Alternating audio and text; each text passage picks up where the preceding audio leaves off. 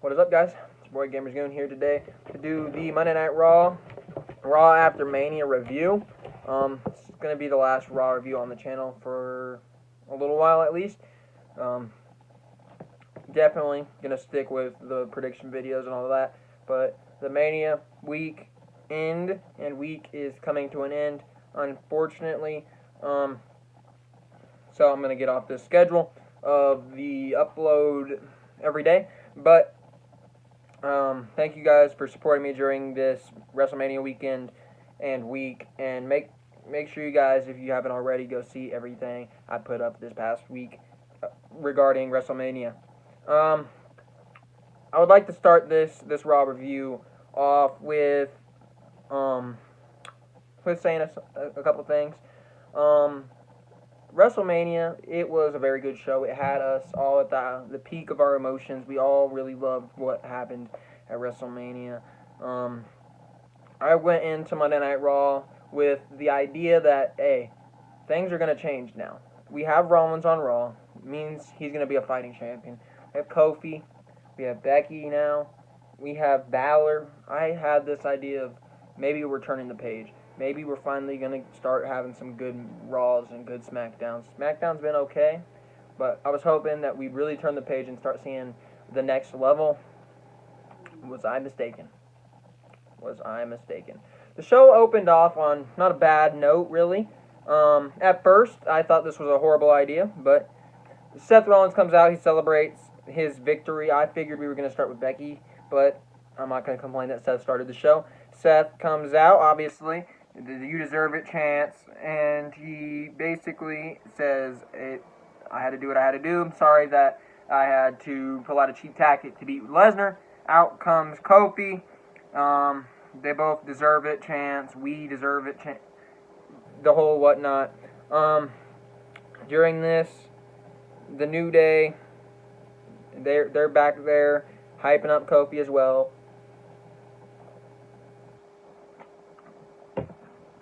And Kofi comes out to Monday Night Raw, and he poses a challenge to Rollins. He's like, all right, so last night, the winner takes all match with the women in the main event inspired me. I have a title. You have a title. So why not, at the end of Monday Night Raw, why don't me and you, the WWE Champion, Kofi Kingston, and the Universal Champion, Seth Rollins, fight both titles on the line for the main event of Monday Night Raw? And Rollins accepted this at first. I was like, oh my lord, we're unifying the titles. This is not good. Oh my lord, the brand splits over. How's everybody going to... A lot of things are going through my mind about how everybody's going to get time with this being a scenario now. It still is a scenario we have to watch out for. I'll talk about it later. But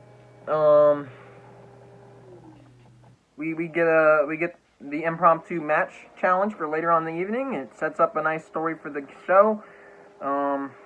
That's basically one of the only pluses on this show. All right, what else happened? Is it in order? It's in order. Wow, this is a first for me. It's usually never in order. Next, we had the Raw Tag Team Championship match between Hawkins and Ryder and the Revival. I did not realize that the the rematch clause was still in effect. I thought we got rid of those, so I didn't expect them to get a rematch, the Revival at least. Not at least the night after. I thought they'd have to earn it a little bit. But the Revival get a rematch, and they end up losing again to Hawkins and Ryder. Can't say that I expected anything less. The Revival weren't doing much anyways, so there was no need for either of these teams to really have the titles, but Kurt Hawkins-Ryder, Hawkins has won 2 matches in a row. Congratulations to him, I guess. There's not much to be said about that match than what I've already said. Next, we have the Baron Corbin segment, where he comes out and he basically says, you guys didn't want me to face Angle, and I showed you that I defeated him. I gave him what he deserved. So, he obviously, not being a fan favorite, gets the boos from the crowd. we have Kurt Angle come out, says, "You're going to get what you deserve." Hits the Angle Slam on him. And out comes Lars Sullivan. Lars Sullivan comes out, and he has a face-off with Kurt Angle. Ends up hitting the freak accident on Kurt Angle. So, there you go. Lars made his debut on Monday Night Raw after Mania. He's, as far as I can tell, he's coming back as if he doesn't have any problems. So, good thing for Lars. Good to see him. I'm not exactly excited to see him, but I mean, it's good to see him, I guess.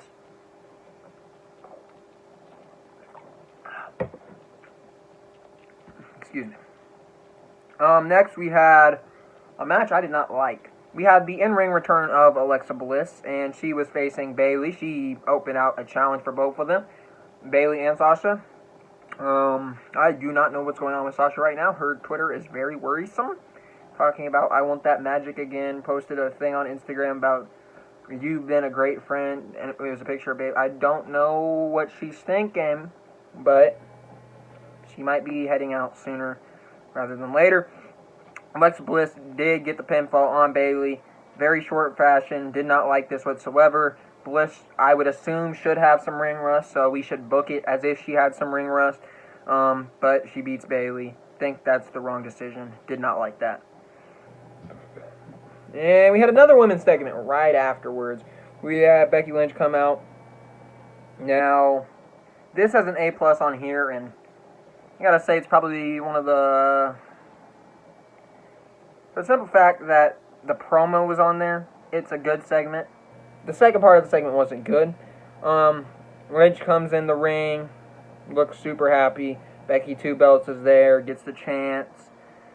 She cuts promos on Ronda and Charlotte. Basically says, "And now I'm here for everybody to get an opportunity. Whoever wants an opportunity can come get one." She's walking her way out of the ring, and we hear Lacey Evans' music. I was like, "Oh, Lacey's just going to turn around. Don't worry, this isn't the match." No. Lacey, for the first time on at least television, I don't know if she does it at house shows, threw a punch on live television. And it's looking like the first feud for Lacey Evans is going to be Becky Lynch, and that worries me as a Becky Lynch fan. I'm hearing rumors that Lacey Evans is supposed to be skyrocketed into the women's main event picture. I would not have her beat Becky. I would not do it.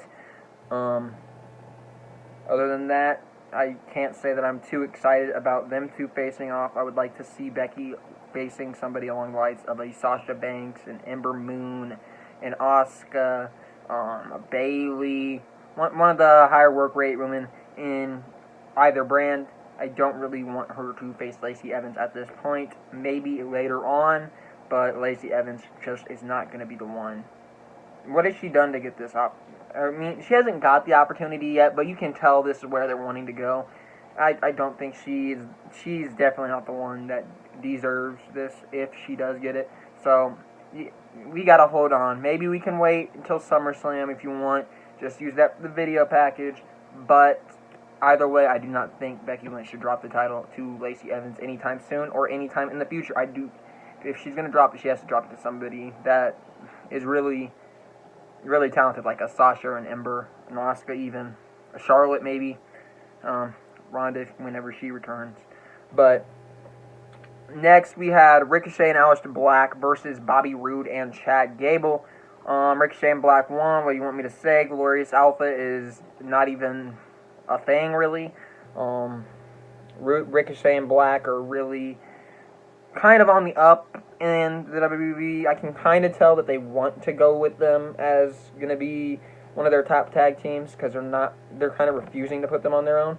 But I can start to see that those two are probably going to be tag team champions sooner rather than later. Bobby Roode and Chad Gable, what have they done, honestly? Big fan of Bobby Roode on his own, but he is tagging with Chad Gable. Chad Gable's not a slouch either, but as a team, I do not like them. It just doesn't work. They're not doing anything. They're basically worthless on Monday Night Raw. So Ricochet, Aleister Black, those are the winners of that match. Not much to say there. Next we had Bobby Lashley and Dean Ambrose. Dean Ambrose's last appearance in the WWE. Apparently, he did, however, after the show, have a Shield moment where they finally put the fist in. But this right here, this situation leaves a loophole for me. Bobby Lashley completely laid out Dean Ambrose, put him through the announcer's desk and whatnot. At one point after the fact, they asked, how's Ambrose going to do? And Renee says, I can't tell you that. I cannot tell you that. Basically, it kind of makes me think he's going to stay, because really, is that the last scene you want to see Dean Ambrose? Is Dean Ambrose getting put through a table and just being gone? No. I figured Dean Ambrose would have a decent send-off. Also, he is advertised for a St. Louis show, so that could allow him to stay around, but those are subject to change, so I'm not sure how accurate that is. But Bobby Lashley basically puts Dean Ambrose on the shelf.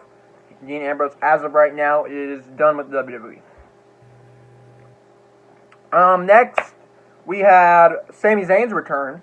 There's one thing I didn't like about this. We get the announcement that Sami Zayn's back. We go to commercial break. I like Sami Zayn. Sami Zayn's one of my guys. He comes out, and he's like, I'm finally back. You know what they say, if you don't show up at Mania, you might as well show up the night after.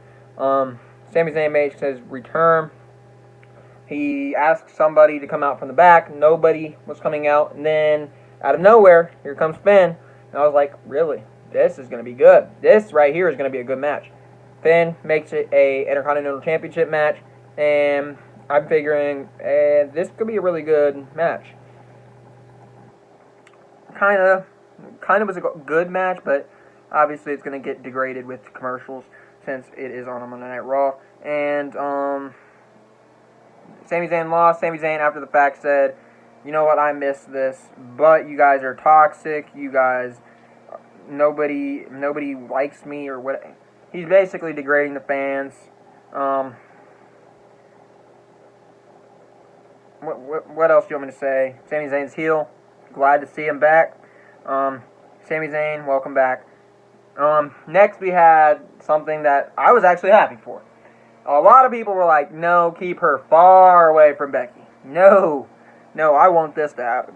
Dana Brooke is ready to step up. Dana Brooke, she had a promo, and she basically stated, well, after Mania, I know that Lacey went out and might have got her opportunity, but I want my opportunity, and I'm going to tell you, I know I'm not at the front of the line, but at least I'm not at the back.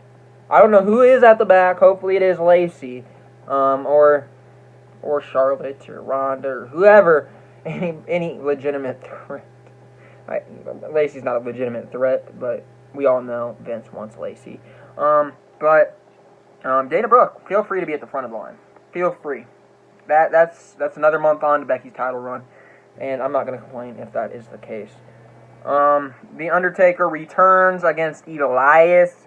So Elias has his song he's singing.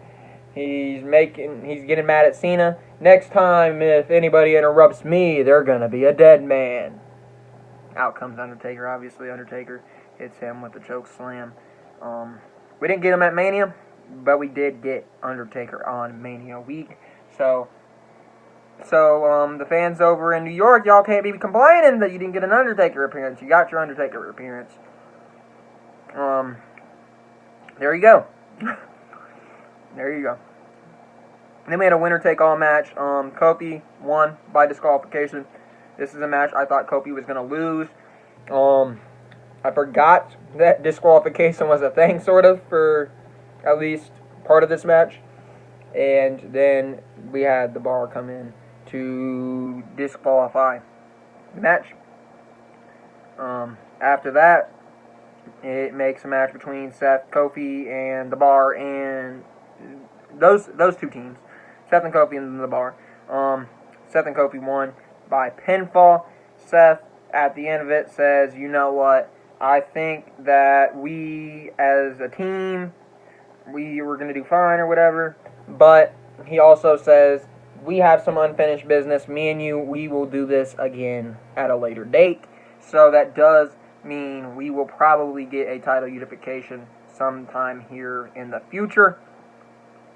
I don't know how far away that is, if that is SummerSlam, if that is a Royal Rumble, next year's Mania, or whatever.